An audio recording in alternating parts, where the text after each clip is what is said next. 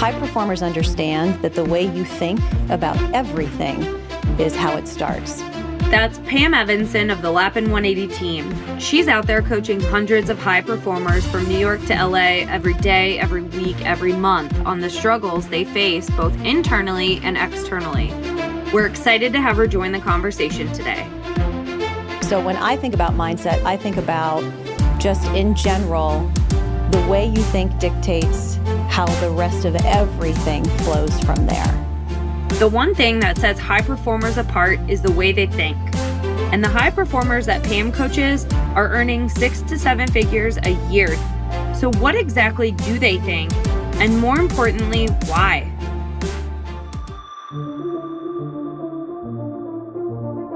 I'm Kylie Schmitz. I'm Dan Lappin, and this is Breaking Sales, a nonconformist take on rejecting the sales status quo. Join the Lappin 180 team as we break the tried and died sales tactics and techniques that are failing you and your prospects. High performers, especially in the sales professional world, are extremely competitive. It's one of the attributes that can harm or help if they don't adjust that competitive nature. There's two things that these high performers can control: their effort and the conversations that they have. And so when you think about effort and conversation, and you think about a high performer, a sales professional, this competitive mindset, always looking to win, what they're very good at is just channeling that instead to say, okay, I'm going to be the best I can regarding my effort, and I'm going to become the best that I can regarding my conversation. And when they make that shift into how they take that competitive nature towards those two things that I just explained, that's when it all starts to happen within their mind. That's where the thinking shift starts. So instead of focusing on how do I win, it's instead how do I become the best at my effort? How do I become the best at my conversations? And now we can tap into a different way of thinking. Dan, tell me more about this competitive nature that you see in producers. If you're a high performer out there or someone who's aspiring to be a high performer, you have a natural level of competitiveness. And you can't bring that into a meeting, because if you're competitive about the win, you'll only ask questions that direct the conversation toward a win for you. You're only going to listen to what you want to hear, and you're going to miss hearing the things that you need to hear, because your prospect's not interested in your win. The prospect is interested in, should we get better at this? If we don't get better at it, what do we risk? If we do get better at it, what do we create? How do we benefit? Your prospect's interested in what's in it for them. So if you allow your competitiveness to come out and it's all focused on that win, it's going to have a direct correlation and limit the questions that you ask. It's going to limit what you learn. And because it's going to limit what you learn, it's also going to limit your ability to truly understand what is it that your prospect needs you to solve. So this sounds like that shift that Pam was talking about, channeling your competitiveness into more of a positive direction.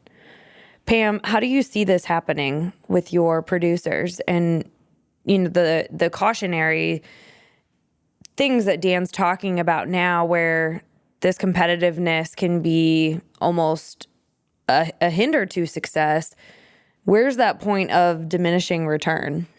I look at what is it that you're paying attention to. And I find that the folks that are not reaching their ultimate performance level are focusing on the wrong things. So in effort, we focus on, okay, the leading indicators. What is it that I can control? How am I approaching my day? What's my process? How do I practice? All of these things that competitive people are good at can be shifted. And it's amazing when you watch someone shift their effort from what's my result, and instead going to look how much I've sold this year, instead focusing on look at my process, look at my inputs, look at what I'm measuring myself against, look at the expectations I've set for myself. That's a big shift. And then in your conversations, when you start shifting that effort from how do I win this deal to how do I become the absolute best at helping this person think through what they need to be thinking through to determine if making a change makes sense. And so it is the effective questions that we talk about. It is about how they have to take conversational risk. It is about being the very best at developing trust in every situation that you're in with another human being. And so repurposing your efforts to focus on those types of things in a conversation really allow these mindsets to show up very differently. So for somebody who's maybe newer and just starting out in sales, how do you coach them to get into this mindset and have the right approach?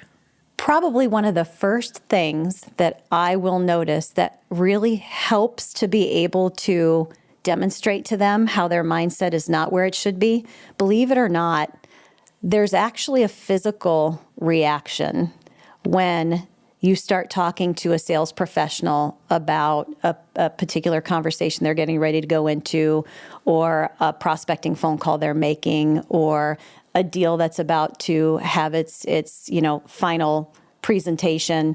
They get a physical reaction, stressed out, their stomach hurts, they're anxious, they're not sleeping. Those are some of the first ways that I can say, okay, you are having a physical reaction to this human interaction. What is that telling you? And it's funny, Kiley, that tends to be one of the first things that they can relate to, is they'll stand back and they'll say, why am I losing sleep? Why am I stressed out? Why does my stomach hurt when I think about this conversation I'm about to go into? So believe it or not, the physical response that they have to a particular aspect of their job that particular day is where I tend to find some of the first indicators that, okay, I understand that maybe my mind isn't where it needs to be if I'm actually having a physical reaction. Dan, from a theory standpoint, what do you see happening here? Yeah, let's take the ambiguity out of this. Sales professionals work hard to get that first appointment. And when a sales professional goes into that first appointment, whether they have 5 years experience or 25 years experience, sales professionals want something out of the appointment. They want some kind of success, some kind of validation. And what happens is that need for validation or success gets in the way of that salesperson truly listening for what they need to listen to and asking the questions they need to ask and having the type of conversation that really benefits the prospect. And so the sales professional has to learn to compartmentalize. So, Pam mentioned this whole idea of feeling anxiety, feeling hesitation or stress. We've all been there. You feel anxiety because you're attached to some kind of outcome that you've determined would represent your success. And because you've attached to that outcome, it throws you completely off during the conversation. I'll give you an example. So if you're sitting in front of a prospect and it's at the end of the meeting and the prospect turns to you and they say, hey, yeah, this has been very interesting and you've given us a lot to talk about and think about. So let's talk in a couple weeks and we'll get back to you. In that moment when you heard, you've given us a lot to think about, give us a couple weeks and we'll get back to you, it's probably not from a competitive standpoint what you wanted to hear. What you wanted to hear was, yeah, let's set up another appointment. Let's have another conversation. Can you do a proposal? And so in that moment, you feel the angst.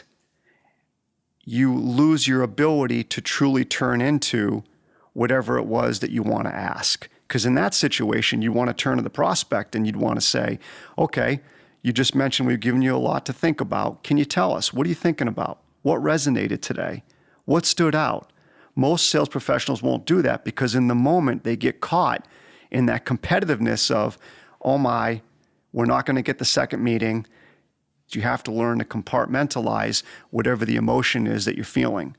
Once you compartmentalize it, you can get back to your inquisitive curiosity, which is, again, in this instance, I heard what you said. It was interesting. Got it. Can you tell me what was interesting? Can you tell me what's on your mind?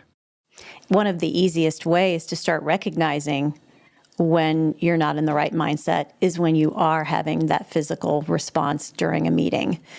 That, to me, is one of the biggest components of the self-awareness that happens to start to make the shift towards high intent, detachment, and abundance, is when I can start catching myself in a conversation with a prospect and I am having that anxiety, or I do get the knot in my stomach. That's one of the first things that I think can really help pull people back and reframe and start to understand why the shift is necessary. So let's put ourselves in that moment. We're having a physical reaction. At this point, what do I need to tell myself to get back into the right frame of mind? I think the first thing you have to do, and I know Pam coaches this all the time, is high performers have a high level of self-awareness. You have to be extremely self-aware of what you're thinking when you're having these prospect conversations.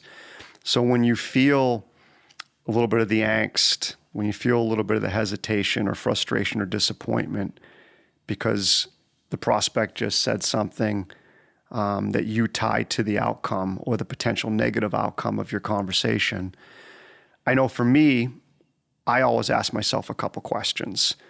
So I'll say to myself, Dan, how is not asking the question going to help right now? And the answer always is, it's not. I need to ask the question. Or I might ask myself, okay, what's my alternative? Don't ask the question. You keep your fingers crossed. You leave the meeting. You hope that after the 2-week period that they want to reach out and talk with you again. Or do you ask the question and get to the foundation of should they continue to have a conversation with you or not? And so those are the things I'll typically do that kind of snap me out of that mindset of, attached to some kind of outcome. So Pam, you said something earlier that I want to circle back to. You mentioned effort being the one thing that you can control. How do you see effort being connected to mindset? So I think that goes back to the people who haven't reached their peak performance will always go to the result first, and that determines what they do. That determines the effort they put forward. The people, the true high performers, understand that it's always going to be the effort first. And when you put the effort first, that's when the result, you'll see that increase. It's all about taking those folks that are always looking at the result and helping them figure out that, there's a lot of things that they're not paying attention to when they go straight to the result. And their result may look and feel a lot differently if they would pull that back and instead put a lot more thought into, okay, how am I going to get there versus what does it look like on the result end? So that's probably something that through process, through trial and error, through understanding how some of your results have come to be in the first place will really help to start to make that shift as well. Dan, anything to add in regards to conversational effort? At a minimum, and we've done the research on this, it's estimated that there's at the minimum 17 million sales conversations happening every single week. Some ridiculous amount of them are let's make sure. Let's make sure we communicate our value. Let's make sure we create value. Let's make sure we establish value. That's the conversations that are occurring. So when we talk about conversation effort and conversation results, it's a little bit different. So let's use an example. You walk into a prospect, and after about 5 or 10 minutes, the prospect turns to you and says, hey, I just want to let you know, we believe that we've outgrown our current technology. We think we've outgrown our current solution. We think we've outgrown our current partner. Most sales professionals in that moment, because of their competitive nature, and they're not self-aware at that moment, we all know what's going to happen. They're going to leap to, hey, well, let me tell you about what we do in this space. Let me tell you about the new technologies that we have. Let me tell you about how we provide our solutions and how we've integrated them for X, Y, and Z. Most salespeople are going to spend their effort conversationally now trying to prove, establish, and create value in that moment because they want to get to that finish line, which is let's validate our expertise, let's prove our expertise, and get the second meeting. 17 million of those minimum every single week. The real effort comes from slowing down. This is when the self-aware mindset kicks in. You slow down and you let your natural curiosity come out. A certain percentage of sales professionals are going to leap to, here's what we do. Another percentage of sales professionals are going to leap to, well, let me ask one question about what do they mean by technology? Then they're going to start to prove their expertise. The real elite, the highest of the highest performers, don't do either of those things. They slow down and start asking more questions. Can you tell me a little bit about the technology issue? When did you start to notice that you've outgrown your current technology? Can you give me an example of when you've outgrown it? Can you show or tell me what you've done to try to improve it? What happens if you do improve it? Think forward 12 to 18 months from now. What happens if you don't improve it? What's the domino effect on your business? An elite performer is going to go through a whole series of questions, and that's where their effort's going to go, into their questions and into their listening. Their effort is not going to go into what they have to say and how they prove their value. Their value will come from the questions that they're asking and how they help that prospect think differently about the current situation that that prospect is experiencing. And that's what we mean when we start talking about the huge difference in mindset. If you have a sales mindset, it's going to be showtime, prove the value. If you have an advisor mindset, it's going to be, okay, let me slow down and dig in more. Let me learn more here. And that's the big difference conversationally and effort-wise Pam and I are talking about. So just kind of putting some puzzle pieces together here in my own mind, it sounds like this mindset, this advisor mindset, happens naturally when you don't feel the pressure to get the prospect anywhere. We've talked about that in our previous episodes. And then my hunch is the prospecting effort that you put in to build up your pipeline is what allows you to tap into that mindset, because you know this isn't the only pending deal in your pipeline. You have the freedom to be present in the conversation. Is that fair, Pam? I think it's fair to an extent.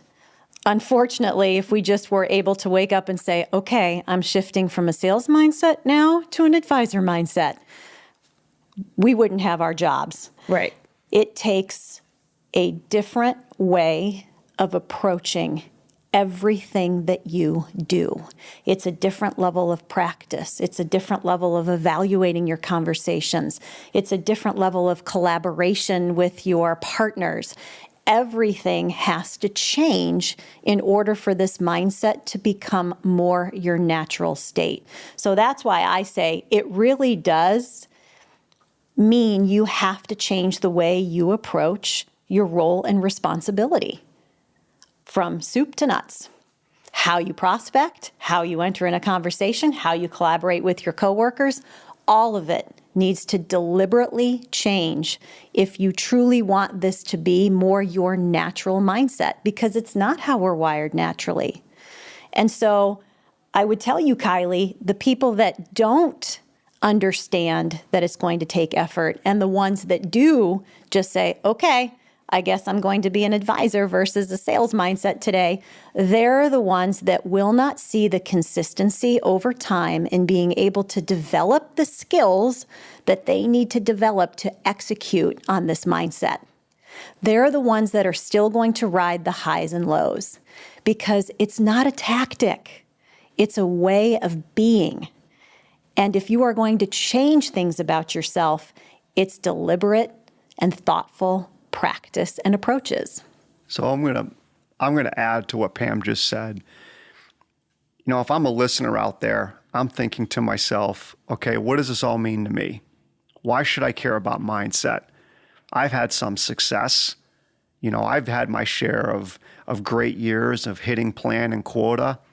Well, here's how you have to look at it. Every industry is a bit different. And we've done the research on this many times over. If you think about 10 prospects, you as a listener, you're going to go out and visit 10 brand new prospects. Now, you need to be self-aware. You need to be honest with yourself on this answer. But if you go visit 10 new prospects, how many of those prospects have already decided to make change before you ever walk in their door? Before you ever show up, how many have decided that they're interested in making a change? The answer that we always get back is 2 or 3 out of 10. So if you have a sales mindset, as Pam was describing, you're going to compete fine to some degree for the 2 or 3 out of 10. And you're going to have to compete in the way that she talked about earlier, which is prove, validate, value. Position your value.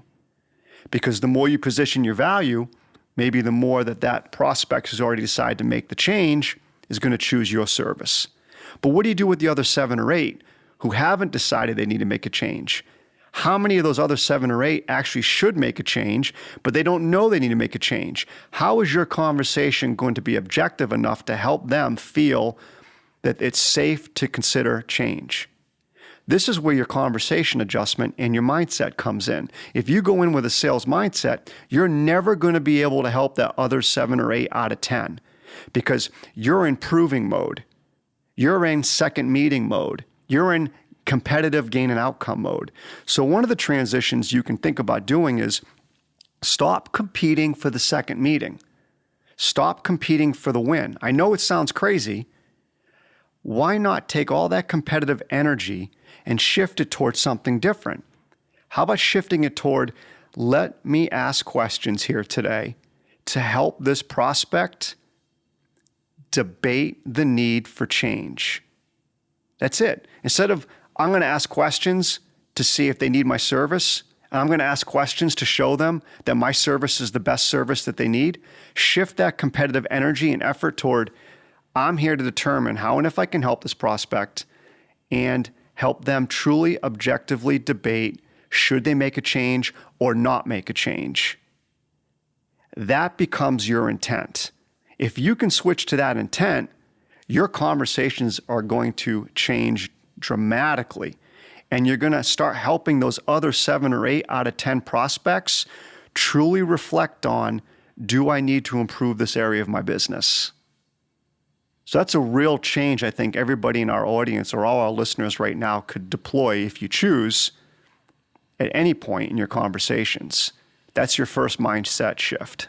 One of the things that you could ask yourself to start to help make this transition for the listeners, instead of asking yourself, how do I win this deal? Ask yourself, how do I help the prospect create a win for themselves, regardless of the outcome for me? I think that's a great question to kind of shift the lens a bit. So Dan, can you bring this all together for us and tell us a little bit more about why this is so important or how we start to create these habits? It's like anything. That's why Pam does what she does, and she's so good at it, is it takes work to be the best at something, to be a high performer at something, no matter what it is. If you're a musician, if you're a chef, if you're an athlete, if you're a doctor, whatever it might be, you have to work really hard, day in and day out. It's just not going to happen overnight. And I think that's frustrating for a lot of salespeople because innately for sales professionals, and I would put myself in this category as well, we do tend to enjoy immediate gratification. But if you want to be a high performer, you have to let go, and you have to learn how to let go of immediate gratification. Mindset is a muscle. And, we all hear about muscle memory. It's also mindset memory. You have to work at your mindset day in and day out, just like you would working out, just like you would if you're a professional athlete, just like you do if you're a chef, a musician. Well, it's the same in sales. If you want to be elite, if you want to be the best, you have to work on your mindset each and every day. How are you walking into each meeting? And what is on your mind? And how are you filtering what that prospect is saying? And that'll never stop. You have to just learn to accept the fact that's part of the process of being great at what you do. Okay, Dan, time for our favorite segment, Change the Conversation. So our goal with this segment is not to make fun of or belittle the messages that we receive from the hardworking salespeople out there, but rather we want to give you tangible examples that you can chew on to help you take your mindset from that of a salesperson to an advisor. This is actually an email that you received. So I'll read it as is, obviously removing any of the company names. Hello, Dan. Would you be interested in saving 30% to 50% on your company's wireless spend? upgrading all your devices for free? Switch to our company. As you may have seen in the news, our company is now merging with another company, and our network coverage will be better than ever with the power of both networks combined. As we pave the way for 5G, we are offering great promotions and buyout contracts from other carriers that you will want to take advantage of. We understand if times are tough right now and other aspects of your business take priority. However, we would like to review what your business has in place for communications and to partner with you to provide a better value and overall experience. What I was looking to do is have an initial quick 20 to 30 Skype video or discuss via phone with you at your convenience to discuss the details of your current wireless account and business needs in order to lead to a brief cost analysis measuring your current spend against the potential of this program. Please let me know if I can assist with any other technology issues or help cut costs with your current provider during COVID-19. Thank you for any consideration. So first off, it's corporate America. Corporate America can sterilize anything really fast. If anybody out there knows anybody who works for a large IT firm, maybe in the mobile space, maybe forward this part of the podcast to them. I mean, right away out of the gate, 30 to 40 or 50% savings, I remember that. What that tells me immediately is a sales conversation. I get it, this person's job is somewhat transactional. And it's a volume job, which is we can save you money. However, for all the companies out there that complain about how they're treated transactionally by the prospect, you bring it on yourself when you have emails like this promising savings out of the gate. Talking about themselves right after that, and then talking about a partnership, again, all this does is it tells me this is about them. It tells me that if I get engaged in any effort or time or interaction with them, it's going to be a sales conversation, and it's going to be about me making a decision that right now I see no value in making. And so I'm not going to engage them in a conversation. Ironically, this same person did reach out to me last week again, and they offered me a free lunch in addition to saving money if I just get on a Skype or a WebEx or a Zoom meeting with them. I can't remember what it was, but I do remember the free lunch. And I'm not interested. That free lunch, unfortunately, even devalues what they're offering even more. It's gimmicky. They also mentioned partnering with you to provide a better value and overall experience. What did that sentence tell you? Again, the promise of a better value, right? We always talk about that. Got to better the value, got to create the value, got to communicate the value, got to establish the value. That's a lot of value. Yeah, and I think the only experience you're going to have is a sales experience. Yeah. I think this person, to be fair to them, again, I get it. They probably have a high volume transactional approach. Ironically, though, their approach is only going to appeal to the 2 or 3 out of 10 who have already decided that potentially they want to make a change in their wireless solution, or the 2 or 3 out of 10 that for some reason are looking at true 30 to 50% savings as really important in their business. And so maybe then under those 2 points, this person might be able to engage prospects. But the other 7, 8, or whatever it might be, they're never going to engage. Thanks for listening to Breaking Sales. If you want to get engaged with us outside of this podcast, be sure to go to our website, lappin180.com. That's LAPPIN180.com. And there you'll find information on upcoming workshops, different events we're doing throughout the United States, ways to engage with us on social media, as well as a form where you can suggest topics or guests for the podcast. We want to hear from you, so don't be shy. Kiley out. All right. Do we have another episode?